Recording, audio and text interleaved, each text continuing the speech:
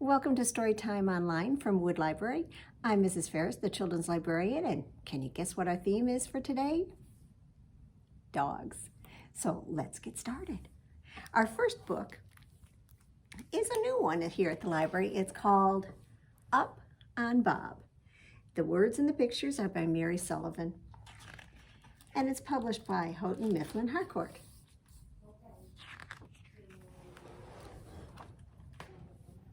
This is Bob. Would you like to see him up close? Now, up on the bed, Bob has work to do.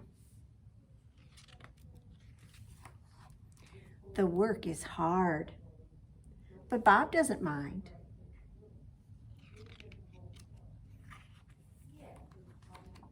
There. Now, everything is perfect. Now Bob can sleep all day.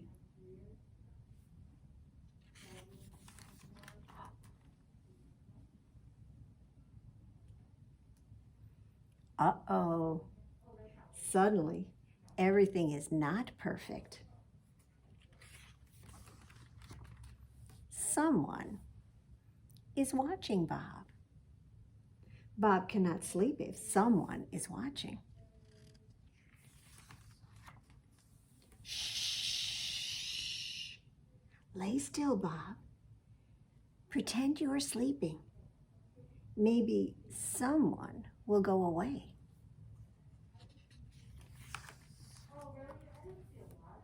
Is someone leaving?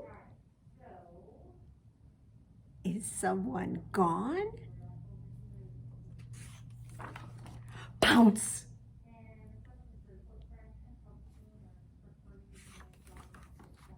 Up on Bob. Someone has work to do. The work is hard, but someone doesn't mind. Someone likes hard work. Hard work pays off. There. Now everything is perfect. Now Bob can sleep all day. So I guess someone wasn't as big a problem as Bob thought she would be. Well, shall we do the finger play that we all know about dogs, but not this kind of dog? Can you put up your fingers and pretend each one is a hot dog? And here we go with our pan. I've got 5 little hot dogs. They're cooking in the pan. The grease got hot and one went bam. So fold one down. 4 little hot dogs are cooking in the pan. The grease got hot and one went bam. 3 little hot dogs are cooking in the pan. The grease got hot and one went bam. 2 little hot dogs are cooking in the pan. The grease got hot and one went bam. So 1 little hot dog is cooking in the pan. The grease got hot and the one went bam. So now no little hot dogs are cooking in the pan. The grease got hot and the pan went bam. Well, this is another new book at the library. This is called Picture Book by Dog. It's written and illustrated by Realth, and it's published by Little Brown and Company. Oh my goodness, look at that. He's drawing the pictures. Dog is, because those are his paws. I can tell. Hello, my name is Dog, and I made you this book. I'd like to share my story. Won't you have a look? I was lost before we met. On my own, I roamed around, hungry, wet, and searching for the home I never found. Some caring people picked me up and took me somewhere dry. They washed and groomed me, gave me food, But sometimes I still cry. Even though the place was full, I often felt alone. I dreamed I had a special friend. I wished I had a home. The day you opened up my cage, I first thought, could it be? Of all the dogs to choose from, why on earth did you choose me? You brought me home and gave me many toys, a leash, a bed, 3 tennis balls, a collar, and a bowl to keep me fed.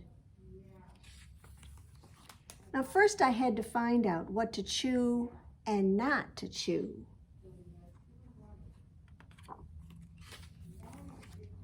And then I learned the hard way where to poo and not to poo. Back then you were my teacher. You taught me good from bad.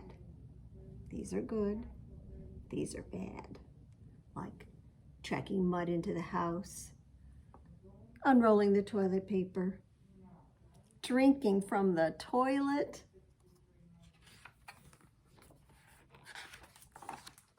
we snuggled, played, explored the world. Now you're the friend I never had.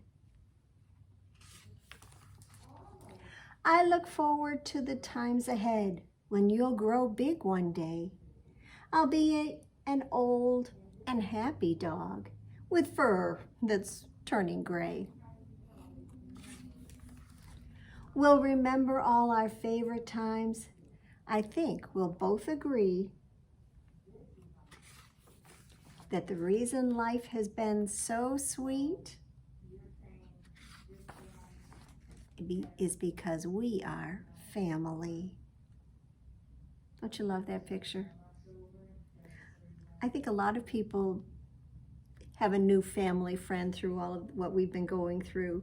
Lots of you have gotten dogs as pets, some as puppies, some as rescues, all loved for sure. All right, shall we do another finger play then? Let's see, which one should we do? Can you shake, shake, shake your sillies out? Shake, shake, shake your sillies out. Shake, shake, shake your sillies out and wiggle your waggles away. And can you clap, clap, clap your crazies out? Clap, clap, clap your crazies out. Clap, clap, clap your crazies out and wiggle your waggles away. Can you stretch, stretch, stretch your stretchies out? Stretch, stretch, stretch your stretchies out. Stretch, stretch, stretch your stretchies out and wiggle your waggles away. Come on, you stand up. Can you jump, jump, jump your jiggles out? Jump, jump, jump your jiggles out. Jump, jump, jump your jiggles out and wiggle your waggles away. Can you yawn? Yawn your sleepies out, yawn. Yawn your sleepies out, yawn. Yawn your sleepies out and wiggle your waggles away. Can you shake, shake, shake your sillies out? Shake, shake, shake your sillies out. Shake, shake, shake your sillies out and wiggle your waggles away. Well, let's get a little noisy. This is Dog's Noisy Day, a story to be read aloud, so that's why I'm reading it. He's saying, woof. This is written and illustrated by Emma Dodd. You might know another story about Dog's Colorful Day that she did. This is published by Dutton Children's Books. Dog is just waking up. Hello, Dog. He makes his morning noise. Outside, a bird makes her morning noise. Chirp, tweet, tweet. It's prettier than dog's noise. Now Cat's meows to Dog on his way outside. Dog is too hungry to play chase. Grrr, says his stomach. Cat says, meow, as she goes out her cat door. Now after breakfast, Dog is ready for adventure. With the wind in his ears, he scampers along to find some. Woof, woof. Cock-a-doodle-doo! A rooster crows to wake up the neighboring farm. It certainly works on Dog. Look how awake he is. Cock-a-doodle-doo! So Dog tries to crow like the rooster. Woof-oh, woof-oh, woo! Woof-oh, woof-oh, woo! The cow laughs. Moo, moo, moo, they say. Good morning to you. Even better noise is coming from the bushes. Dog scrambles through to investigate. Hee-haw, hee-haw. A donkey is laughing too, and this is a friendly farm, thinks Dog. In the field, Dog sees some little houses. Dog houses, thinks Dog. New friends. But the sound coming from them doesn't sound like dogs to me. Oink, oink, oink. Can you guess who's in there? Oink, squeal, oink, oink. Dog doesn't find other dogs, but he does find friends and some messy fun. Slurp goes the mud. Oink, oink, say the piglets. Now Dog needs a bath. The ducks quack and the geese honk as Dog dives into their pond. Honk, quack, quack, honk. Hello, dirty dog, they call. Then clean and dry, Dog curls up for a rest. Bumblebees make soft buzzing noises that lull Dog to sleep. Buzz, buzz, buzz. And sheep make loud noises that wake Dog up. Can you say them with me? Ba, ba, ba, ba, ba, ba, ba, ba, ba, ba. The sun is sinking in the sky. Tweet-two! The owl's nighttime noise lets Dog know it's time to go home. Tweet-two! Tweet-two! Dog's friends say goodbye. Buzz, buzz, moo, moo, ba, ba. Cock-a-doodle-doo! Oink, oink, oink. Tweet-two, tweet, hee-haw, honk, quack, quack, meow. And what does Dog say? Oh, he says, woof. But all of their noises cannot drown out the sound that Dog loves most. Clang, clang. Vicky bangs a spoon against a plate, and that means it's dinner time. Hello, Dog, says Vicky. Did you have a nice quiet day? And now it's time for Dog to go to sleep. Shh. He curls up in his bed, as quiet as a mouse. Squeak, squeak.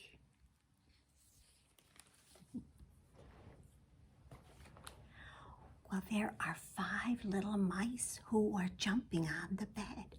One falls off and he bumps his head. So his mama calls the doctor, and the doctor says, no more little mice jumping on the bed. So fold one down. 4 little mice are jumping on the bed. One falls off and bumps his head. His mama calls the doctor, and the doctor says, no more little mice jumping on the bed. So 3 little mice are jumping on the bed. One fell off and bumped his head. So his mama called the doctor, and the doctor said, no more little mice jumping on the bed. So that means 2 little mice are jumping on the bed. One fell off and bumped his head. So his mama called the doctor, and the doctor said, "No more little mice jumping on the bed." So that leaves one little mouse who was jumping on the bed.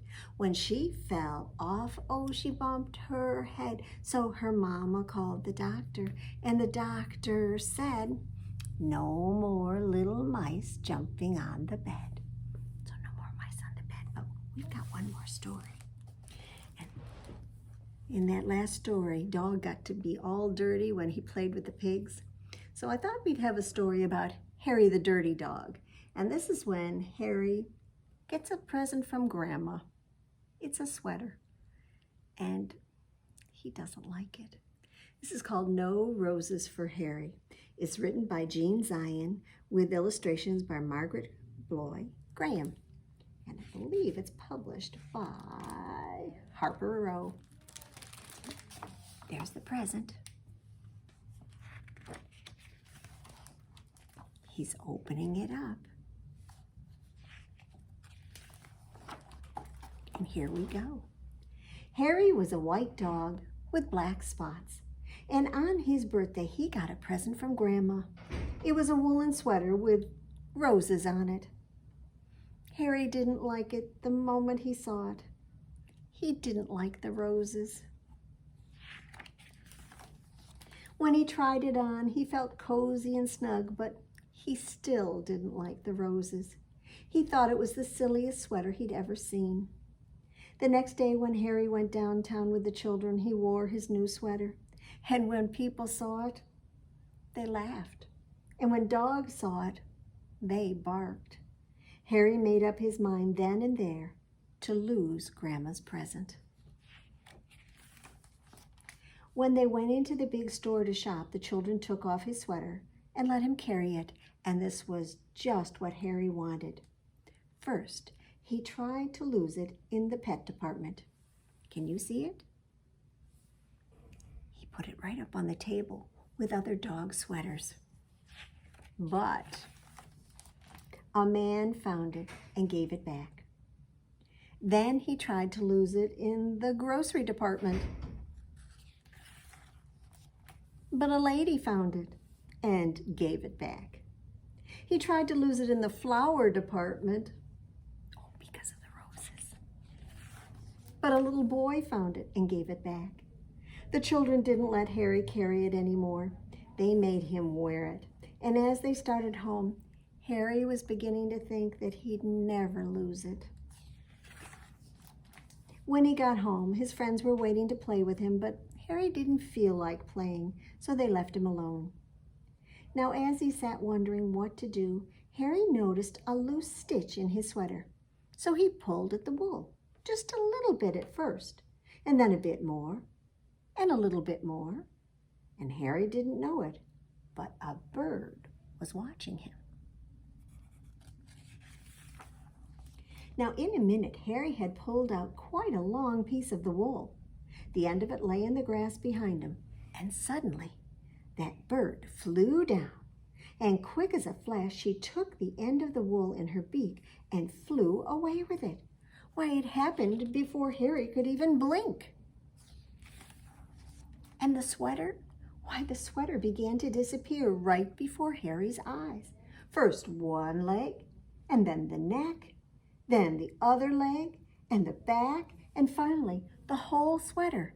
The whole thing was just one long piece of wool flying off into the sky. The sweater was gone. Oh, Harry could hardly believe it. He barked and jumped with joy, and then he ran out of the yard. He ran down the street barking thank you to the bird over and over again. I don't know if you can see it way up in the sky. The bird and the wool were just a tiny speck in the sky, but Harry kept following them. He came home thirsty and tired and was having a drink in the kitchen when the children ran in. "We got a letter from Grandma," one of them said. "She's coming to visit us," shouted the other. And Harry thought of the sweater, and his tail drooped. Oh. Now, before Grandma came, the family looked everywhere for the sweater. They wanted her to see how nice Harry looked in it, but of course, they couldn't find it. Only Harry knew why. Now, when Grandma arrived, Harry ran to her with his leash, and then he sat up and begged. "All right, Harry," said Grandma. "After I've had my lunch and a nap, we'll go for a walk." So that afternoon, Harry and Grandma and the children started off on their walk. Harry barked happily and pulled towards the park. And when the children got to the park, Harry pulled even harder. The children let him off his leash, and he ran on ahead. He seemed to be looking for something. And then all at once, he stopped under a big tree. He looked up and began to bark and wag his tail. Grandma and the children came running. They got to the tree and they looked up too. And suddenly, one of the children said, "I see a nest." "It's made of wool," said the other child. "And it's the very same color as Harry's sweater," they shouted together. "Why, it is Harry's sweater," exclaimed Grandma. And then, just at that moment, a bird looked out of the nest. "Hey, look, Grandma, look," shouted the children. "Harry gave his sweater to a bird." "I wonder how he did that," said Grandma. Well, the bird sang and Harry wagged his tail even harder. Look at that nest. Now at Christmas, Harry got a present from Grandma, and it was a new sweater. But you know, Harry liked this one very much. When he tried it on, he felt as cozy and snug as a bird in a nest. And best of all, this sweater, why, it was white with black spots, just like Harry. Let's turn around, and there he is in his new sweater. Doesn't he look handsome? Well, can you wiggle your fingers and wiggle your toes, wiggle your shoulders, and how about your nose? Can you wiggle your elbows and slap your knees and stretch your arms out? And then get ready, please, because, well, it's time for our song this week on the flannel board. And I bet it's one you know, so I'm hoping you'll sing along. Because, well, it does have a dog in it. It also has a farmer. Can you see that? Let's put him up a little bit. We'll put him over here because we have to have room in the middle for something special. So there's the farmer. And over here is his dog. And can you guess what the dog's name is? Let me tell you. His name, I'm going to spell it out, starts with B. Here comes another letter.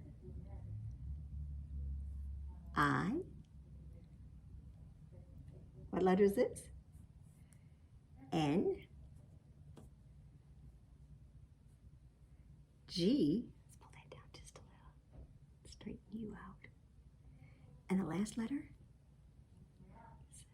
O. And when you put the letters together, B-I-N-G-O, that's the dog's name. Bingo. There was a farmer who had a dog, and Bingo was his name. Oh, B-I-N-G-O, B-I-N-G-O, B-I-N-G-O, and Bingo was his name. Oh. Now we're going to have a little fun with this song. I'm going to turn over the letter B. We're going to sing that song again, but when we get to the part where we said B last time, I'm going to have you clap. I'm going to have to clap on the table because I'm using one hand to hold the flannel board. So let's try it. There was a farmer had a dog, and Bingo was his name. Oh, I-N-G-O, I-N-G-O, I-N-G-O, and Bingo was his name. Oh. Now if I turn over the letter I, we're going to have two claps or knocks, whichever you're doing, and then we'll say N-G-O. All right, here we go. There was a farmer had a dog, and Bingo was his name. Oh, N-G-O, N-G-O, N-G-O, and Bingo was his name. Oh, all right. Now we're going to turn over one more letter. So we're going to have 3 claps or 3 knocks, and then we'll say G-O. And you know what? That spells a word. Does anybody know what that word is? G with O spells go. There was a farmer had a dog, and Bingo was his name. Oh, G-O, G-O, G-O, and Bingo was his name. Oh, time to turn over one more. We're almost done. How many knocks or claps are we going to have? Let's count. 1, 2, 3, 4. There was a farmer had a dog, and Bingo was his name. Oh, oh, oh, oh, and Bingo was his name. Oh, one more. So are we going to say the name of any of the letters? No, we're not. But we are going to clap or knock 1, 2, 3, 4, 5 times. No letters, just claps or knocks. Here we go. Last verse. There was a farmer had a dog, and Bingo was his name. Oh,